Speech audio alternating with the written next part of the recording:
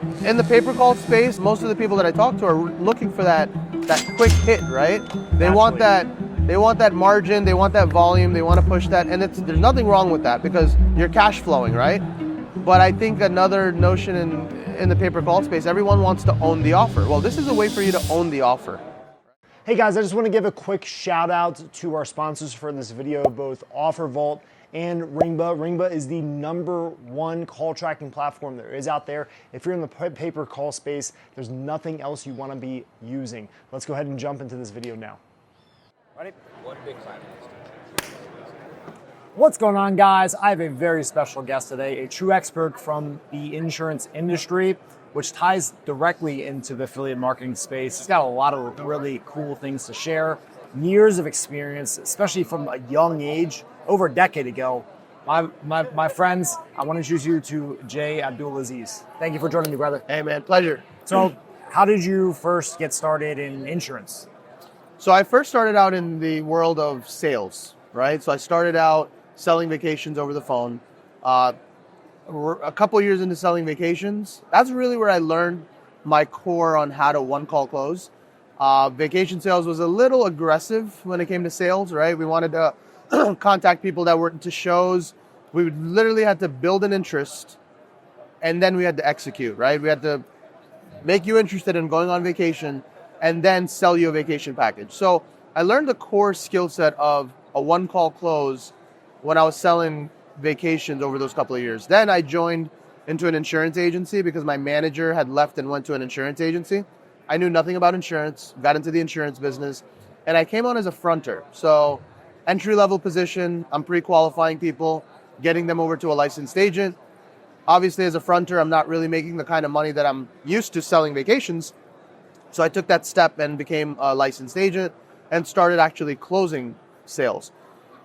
Became team leader, moved on to assistant manager. At some point, I was the director of operations. And in 2010, I started my first insurance agency. Cool, man. How old were you then?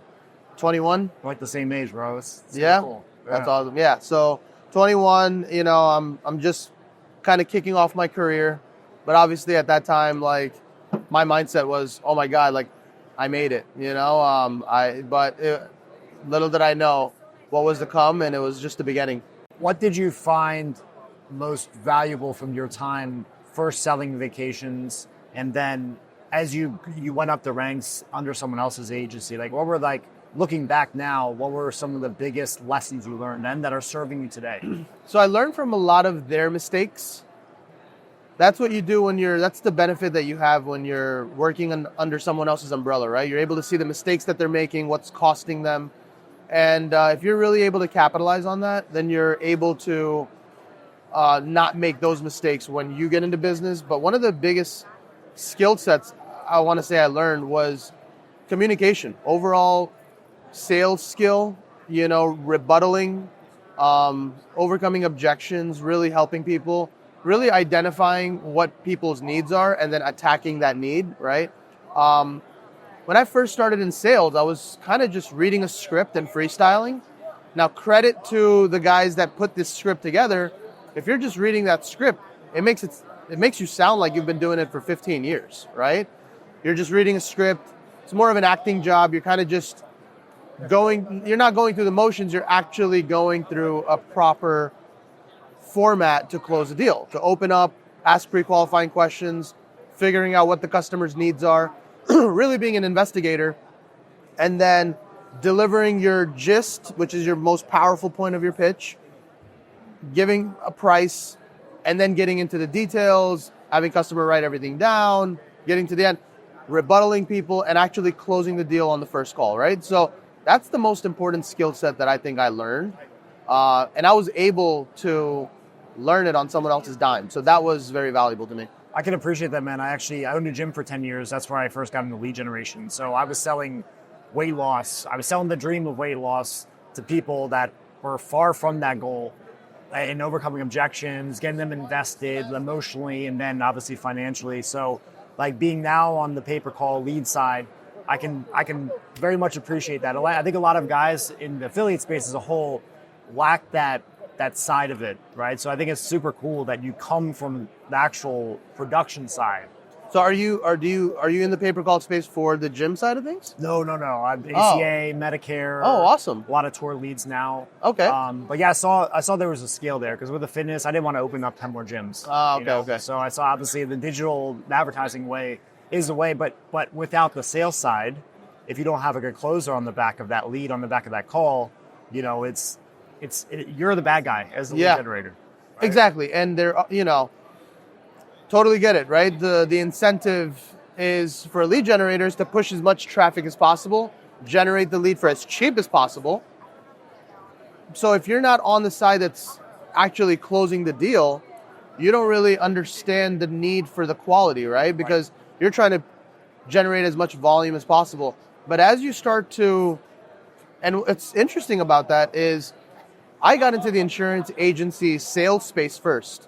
I got into pay-per-call after, right? Yeah. So way down the road, 2016, 2017, we were doing a lot of Google pay-per-click. We were generating a lot of web forms. We were having people outbound dial on those web forms. We were even having a group of fronters dialing on those and transferring them into our agents to close those deals. We got into pay-per-call probably 2021, I want to say. Like true live inbound. Like true live consumer-initiated inbound calls. We were horrible at it when we first started. And the reason we were horrible is even being in the insurance agency space as a closer, our goal was, how do we get the calls as cheap as possible? Right? And we want to get as many calls. We want to flood the place because we also have downlines. So we're selling our calls to our downlines. We're like, how do we generate these calls for as cheap as possible? Because I hear about my partners that are generating calls for much cheaper, just cheap prices. For just on the cost per call side. Cost per call side, right? Not so I'm just like, about quality or what's actually happening. We have a testosterone-based goal as men, right? So we're just like, I'm going to beat that. I'm going to get down lower than this guy, right? So we're trying to generate calls. It was short-lived. Within a week, we were like, oh my God, this is terrible. None of these are closing. We got to change our strategy. So we had to implement a lot of different, IVRs and filtrations to make sure that our calls were actually quality. And then, they got more expensive, but our cost per acquisition went down, right? That's the goal. Right. So for an agency owner, obviously our goal is conversions of the actual lead to sale, not conversions to billable as a pay-per-call person would be, right? So selfishly, I have a question for you because especially with a lot of affiliates and publishers listening who have that mindset of how do I generate the cheapest lead, the cheapest inbound raw call as humanly possible, which is important, but it's not everything. So where is the balance? Because it is a double-edged sword, right? If you go, $0 health plan with like a picture of grandma and that's like the ad, you're going to be spending $100 to produce a phone ring or $70 to produce a phone ring, which may not even close, even though it's quality, right? So in your opinion, where is the balance? So the balance that we found was getting attractive ads that people would respond to, but then having the proper filtration within our landing pages, within the IVR. So when people do call in, we'll ask pre-qualifying questions a few different times so that, because sometimes people will slip through. So even when we first implemented our IVR and we had some, pre-qualification questions in there, people were slipping through because they just pressed the button. But if I say, if you're on Medicare, press 1. If you're not on Medicare, press 2. And then I say, now, if you're not on Medicare, you know what I mean? Like if I change it up and make them answer, make sure they're paying attention, then I'm going to have a lot more drop-off of unqualified people. So we just implemented a few different filtration strategies. That way we could get the maximum traffic, but then filter out the ones that won't qualify for us. Right. That improved a lot of our processes, and I'm hoping that's a great tip for you guys. So to build off of that, a lot of affiliates are, let's call it like it is, a lot of them are lazy. They're not going to look for direct buyers. They're not going to look for the highest payouts through brokers per se. A lot of them are just going to go to the 10 networks they know, which is okay. There's nothing wrong with that. And they're typically going to be getting paid 30 to 50% less of what they probably could be getting processing the deals themselves, which we'll talk about if they're interested in maybe starting an agency or partnering with someone. We have something cool to share about that Jay can tell you more about. We will ask him about that. But what the economics I often find, because I'm an affiliate, the economics often don't line up. They misalign with driving the quality versus the chopped up payout, where you're getting that 40 to 60% of the actual what's being charged to the end buyer, right? So starting an agency is a great solution for that. But with that, what's the middle ground? Like, how can a publisher find success with quality, but also have a good margin? So what I've seen a lot of, and this is all, it's such a loaded question, but I'll say it like this. The networks can basically take any kind of volume that a publisher could generate, right? So there's a good reason, like you said, there's nothing wrong with selling to a network and taking that margin cut. Because if you get a buyer, right, not all direct buyers are good as well. That buyer might be only in 5 states, right, but you want to generate calls in tons of states. So you might have a small buyer where you're getting the maximum amount that you can get, but then the rest of your overflow, somebody has to catch it all, right? So I understand the need to deal with networks, but it is, to some effect, if you're not new, I think it's laziness, right? Because networks make that effort to go out to these conferences where all the direct buyers are and make those connections and pitch their brand and build their brand, right? Publishers are more, their focus is different. Their focus is just generating those calls. So I guess you really thrive where your focus is, right? The network's focus is, all right, affiliate manager, deal with all the publishers, bring us as many calls as possible. They're going to build their brand and then talk to buyers and say, hey, we've got the best traffic, but they could take all of that because they have the buyers that have all the states. They have all the buyers that could take that traffic, right? So I think there is a learning and there is a path to get to the buyers and the people. I think just like any other industry, right? It's like I started out as a fronter. There are people today that are still fronters, right? If you want to excel and want to continue, you got to figure out the next steps. So if you're a publisher and you're driving a bunch of traffic, it's cool to sell to a network in the beginning, but then you got to start finding those building your brand, finding those buyers, building your reputation, and close that gap. And your goal should be, all right, if I'm at 50% selling to networks now, 50% selling to direct buyers, how do I get to 100% selling to buyers, right? So, I think that it's just about self-improvement and it's about building, continuing to build and continuing to invest, right?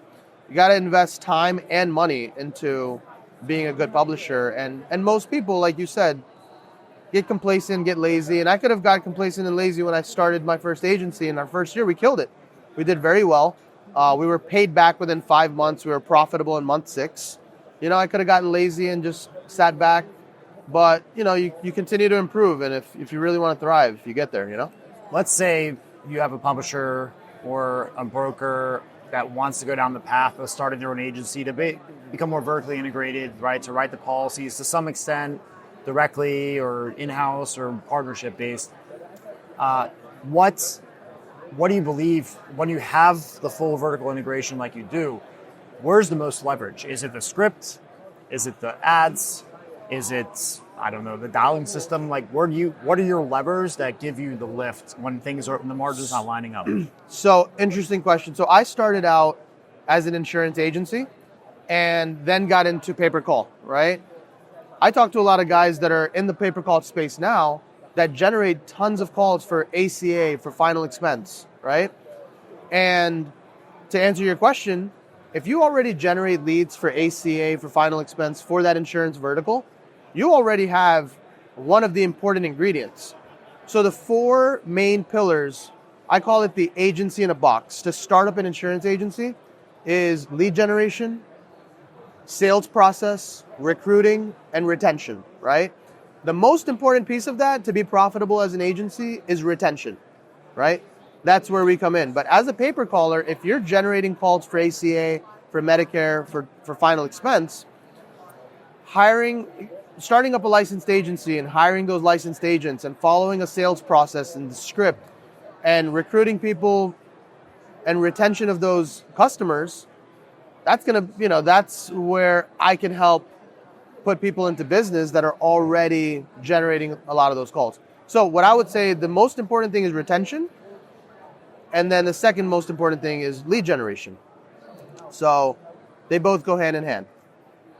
What's the average insurance agency that runs like maybe a similar model? They got a call center side, right? They're going for more. They're definitely going for volume and scale. What's the typical LTV, like lifetime value of that customer versus what you've been able to create in for yourself and then for people you've helped as well? So I don't want to just throw numbers out there, right? So first of all, it depends on what vertical we're talking about, right? Just use ACA. ACA. Okay, so ACA, 12 months is your average persistency of the customer, right? Anywhere from 8 months to 12 months, depending on how good of a job you do selling that customer, right? Now, there's a lot of laws and regulations that have changed that'll make that lifetime value go up. But if you're good, if you just throw a bunch of crap against the wall and hope that it sticks, you're probably going to see 7 months, 8 months as a lifetime value, right? No one's going to be profitable doing that. Right. If you really do a good job, you could go for anywhere from 12 months, and I've seen higher. And there's a big difference in independent agents and call centers, right? So if you're pushing this in a call center model, you're going to see lower lifetime value versus It's more churn independent naturally. agents. It's less relationship. It's more volume. So what we've done a great job is closing that gap between independent agents and a call center. So we implement a lot of strategies an independent agent would just to close that gap for retention.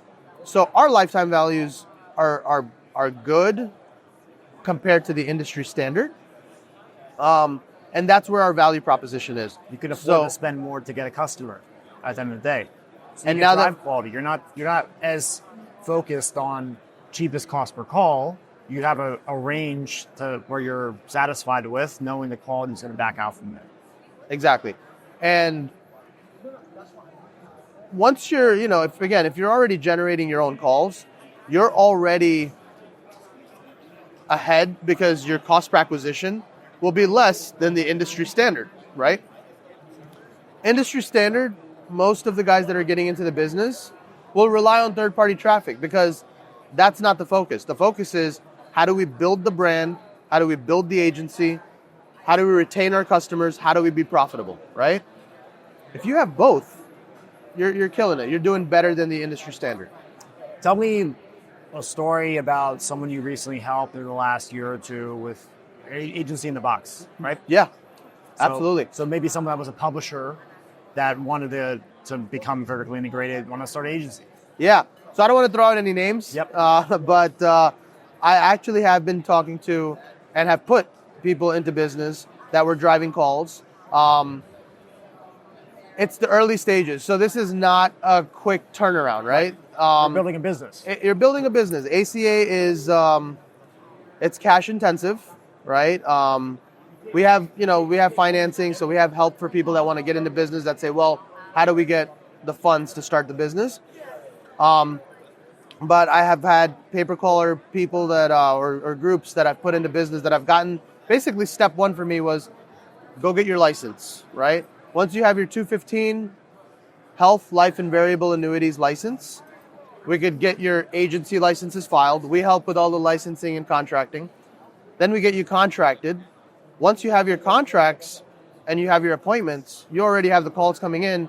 We'll share our sales process with you, scripts, rebuttals, etc. Start closing right away. Start closing right away.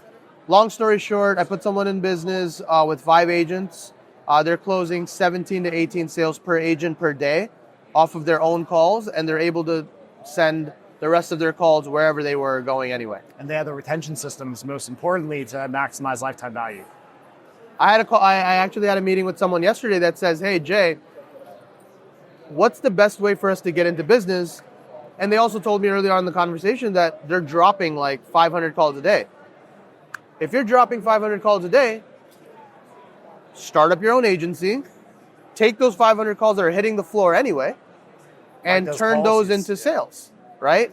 And this is something that they actually brought up while they were talking. They're like, we could just take those drop calls and turn them into sales. It's a great strategy, right? You can build it off the back of your affiliate traffic. It's hitting the floor anyway. Zero to low cost or at a profit. Look, in the pay-per-call space, and I'm sure everyone can agree with this, and this is kind of the mindset that I've come across, right? This isn't necessarily bad, but most of the people that I talk to are looking for that quick hit, right? They want that margin, they want that volume, they want to push that, and there's nothing wrong with that because you're cash flowing, right? But I think another notion in the pay-per-call space, everyone wants to own the offer. Well, this is a way for you to own the offer, right? You're able to take those calls, you're able to build a residual book of business from a call you could have made, whatever, 30% margin on. Yeah. You could make a $25 per member per month for as long as that customer sticks on the books. And sure, it's a long-term. It'll pay off in 12 to 24 months, or when you sell the book, once you scale it. But if you're already generating the call and it's hitting the floor, it's free money. It's free. And I got your wheels turning. I see your wheels turning in there. Something I wanted to ask. Question for you: do you focus, since you're heavily filtering, because you are thinking quality, it's all internal. You can afford to spend more per customer. Are you focused on what happens to that disqualified traffic, or do you just let it fall by the wayside? So let me fix that first. So we're not necessarily paying more per customer, right? So when we started filtering, we actually call. Let me. Yeah. So I started paying more per call, but my cost per acquisition went down, right? See, what happens is when you're not filtering, there's a bunch of morale issues in your agency as well. Your agents are taking calls that are not qualified. Right. Jay, the last 20 calls we took were Medicare and Medicaid. That kills the morale in the office. There's negativity. I'm also sending overflow to my downline agencies. So they're kind of like, hey, what the hell's going on over there? Yeah. So I have to create that quality for my downlines, for my agency, to keep the quality up. And in turn, the cost per call goes up, but the cost per sale goes down. My agents are happy. They're pitching. Because the human element of it. Sales is all about energy. Mindset, energy. You're around people. So something as little as someone balling up a paper. Back in the day, we used to use paper, right? Paper apps. People would get pissed off. They'd ball up a paper, and that would just spread this negative vibe into the atmosphere, right? So that happens with calls as well. Even though like we have this over-the-top positive atmosphere in our environment, and that's how we like to keep it. Naturally, if you're getting a bunch of unqualified calls, people are going to start to talk under their breath, and and it just kills the energy. So yeah, that keeping that cost per call higher for better quality. And affiliates know, anybody that's experienced knows this, that, I could either generate a bunch of trash for cheap and make that quick dollar for a week, or I can make that cost per call go up, slim down my margins, and sell calls forever. Yep. So it's hard to make that decision as a new person in the business because you want to make the money, you're investing time, your back's against the wall, right? Some people decided to quit their job, do this full time, and they're like, crap, what am I going to do now? I need to make money. It's tough. I get it. So to build off of that, with the disqualified traffic that you filter out, do you have a strategy for that, or is you keep your focus solely on the quality for the main offer that you're trying to monetize? Main offer, yeah. So good question, and it would be great to monetize that traffic. We don't right now, but it's more of a distraction. It is exactly. I like single focused operations. I feel like I'm already spread thin with pay-per-call, and I'm generating leads for my own verticals, but then sometimes my mind goes to other verticals, right? So I've got friends that are killing it in other verticals, and they keep poking at me. Hey, you should try this vertical, you should try that vertical. Very easy to get distracted. Always. Right? Same thing with monetization of traffic. Like I could go start looking for buyers for my disqualified traffic, but I won't get distracted with that. I try to stay laser focused on the goal. So yeah, main offer is what I like. What's been your biggest challenge the last 5 years? So biggest challenge has been, that's a good question. I want to say staying focused on the vertical. It's also been the challenge, right? Because saying no to things. I want to say that there's been a lot of opportunities that have come up, right? And like our goal when we first started was we want to build this asset and we want to go ahead and sell the asset, right? And we have gotten to a place where we're able to sell some of our assets off. And now I want to continue to build on those. And I think the biggest challenge for me personally has been which area to stay focused on, right? Because we've got ACA, we've got final expense, we've got calls for both. There's a lot going on, and we've built a pretty solid asset. But I think the big challenge for me has been, how do I go vertical instead of, I follow you on social, man. You put up a lot of really good content. We'll link back, obviously, below this YouTube video, your Instagram, and anything else. You have a family. I do. How do you balance time with your family with doing all these things you do? Oh, you do man. a lot, man. I do. You got to dedicate time. It's like anything else. Everybody has friends that say, "Oh, I'm sorry, I couldn't get back to you. I didn't have time." In reality, like, if you schedule it out properly, you have to put the time and focus into it. It's not just direct family and just wife and kids, but also you've got friends, you have to dedicate time to everybody. And the way I do it is I have times and days for everyone, right? So, every weekend I go to my mom's house. When I come home from work, I have a couple of hours that I'm dedicating to my wife and kids. Weekends are for wife and kids. So it's a tough balance. I will say I'm not perfect at it. I suck at it, actually. If you ask my wife, she'll say I'm horrible at it, but I try to dedicate time slots throughout the day and certain days just for family. It's tough, man. That's tough. It's rough because I'm also good with, I also take calls while I'm on vacation, right? Of course. It doesn't stop. So I'm on vacation, it was in Dubai. It's like, freaking 3 a.m, a call comes in. It's daytime here. The time zone. And she's like looking at me like, "You're really going to take that call?" And I'm silent, I'll get him back later. But it's tough. It's tough to... I commend you, man. It's not easy. Tough to balance I don't have kids yet, but... Yeah? You have a family? Just wife. Just a wife? Yeah. All right. How long have you been married? Almost 7 years. Yeah. Oh, wow. Yeah. That's awesome. So kids are around the corner. Not yet. Yeah? Yeah. A little more travel. I think it gets harder. Yeah. They say. It does get harder. Yeah. Anybody that tells you that it gets easier is lying to you. It gets harder.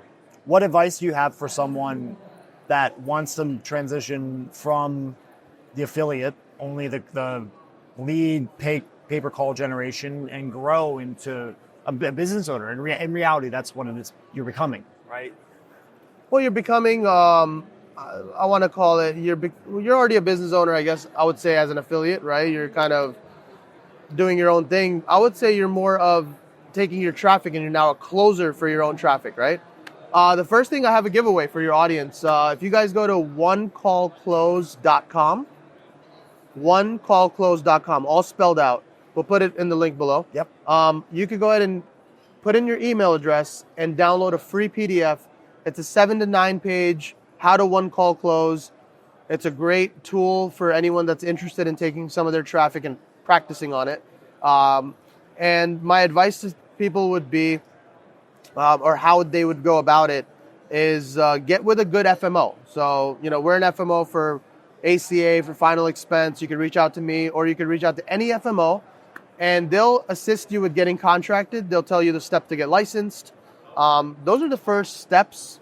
And then you really want to deal with a group that could help you with the retention side of things, with scripts, rebuttals, for both your sales side of things, your customer service side of things. Compliance is a big thing in the industry. And just like, the things that I'm hearing for ACA, for example, I'm hearing like there's a lot of regulation, a lot of crackdown, with unethical, uncompliant ads. Well, on the sales side of things, it's even more compliant than the advertising side of things, right? Because carriers will shut you down and you can lose your book of business. So there's a lot of things that you want to do, and you want to go about it the right way. You don't want to cheap out on things. You want to make sure you build it properly so you get paid forever. It gets more expensive on the mistakes you make sometimes on your own. Time and money. That's a fact, man. That's a fact. I've made a lot of mistakes trying to cheap it out. There's just no cheap way out, man. You get what you pay for. Who would your program be perfect for? My program would be perfect for anyone who's generating calls for ACA, for Medicare, for final expense. Those are my 3 verticals that we're very good at. We produce a lot of volume in, and that we have top level contracts in. And what that means simply is if you go out anywhere to get commission levels for ACA, for final expense, or for Medicare, we have those top level commissions. Not only do we have the top level commissions, but we also provide the support. So a lot of FMOs out there, they're great FMOs. I've worked with a lot of them, but they only have contracts. But that's the way that it works. They give you a contract, and if you want the top level contract, they expect you to know what you're doing already. So I found that as a gap, and what I do is instead of just offering you the top level contracts, I actually have the resources and the manpower to actually put you in business and make sure that all aspects of those 4 pillars of agency in a box is covered. I deliver an agency in a box. So you already have the lead generation, but I can help with that. If you don't have it, the sales processes, scripts, recruiting, how to recruit your agents, what comp structure to put them on, and then retention of both customers and employees. And then everything in between, legal, compliance, stuff like that. If there's an affiliate, let's say, watching this, in your opinion, who would this not be for? Anyone that's starting out, that's kind of focused, again, I like single focused operations. So if you're an affiliate, you're just starting out and you're single focused on just building up your quality, building up your brand, I would say don't deviate from that. Continue doing what you're doing. But if you're established and you're like, all right, what's next for me? I'm getting these one hits, I'm making money, I'm established. What's next? It's for those people. What are you most excited about in not just insurance, maybe insurance, life, pay-per-call? Like what things are keeping you up at night in a good way? I'm learning a lot in pay-per-call, man. I'm new to pay-per-call. Yeah. I love the lead generation side of things. I'm a creative myself. And I'm a numbers guy. I love to kind of track and see like what's working, what's not working. But this is what I've been most excited about is pay-per-call. Yeah. So I've been attending more conferences. People have been seeing me more over the last couple of years, and just meeting a lot of new people that are showing me new things in the pay-per-call space. I'm new to it, and I love to learn a new industry. But what I'm really learning is how to generate my own traffic. That's very exciting to me. Yeah. Because for a very long time, we've tried generating a lot of our own leads, and we've been semi-successful at it. But when I hear about guys that are doing 15,000 calls a day, I'm like, crap, man, I wish I was able to generate 15,000 calls a day. How are you doing that? And really diving deep into that, I'm learning a lot, and it's all starting to make sense. And now we're doing better. And so the most exciting, I think, thing for me is to generate our own leads in those verticals that we're already into. And I find that people that are already generating the leads, what's exciting for them, I've had a few conversations during this conference, has been, how do I get on the agency side? Oh my God, I could actually get on and close these sales and build up a book of business. So I'm excited about the opposite. Cool. The two worlds need to merge, man. Oh yeah. And I think that's been a big goal of mine, is to connect pay-per-callers with direct buyers. I'm a direct buyer, but if you have another vertical, I mean, we're in South Florida. We're in the hub of call centers. Yeah. We're in the hub of this is the sales capital, right? So there's a lot of direct buyers down here. A lot of guys that I know that are in the solar space, in the debt space, in the vacation sales space, and would love to connect pay-per-callers with those buyers. Cool, man. Well, yeah, dude. Thank you so much for joining me. Any final words, pieces of advice, maybe like a quote you live by that you'd like to share with the audience? Single focused operations, man. What I love to say is slow and steady wins the race. I love turtles. We keep it slow and steady, and just don't get distracted. This is good stuff to know, but stay focused, and that's kind of what I live by. Cool. Thanks, brother. Hey, man. Appreciate you, man.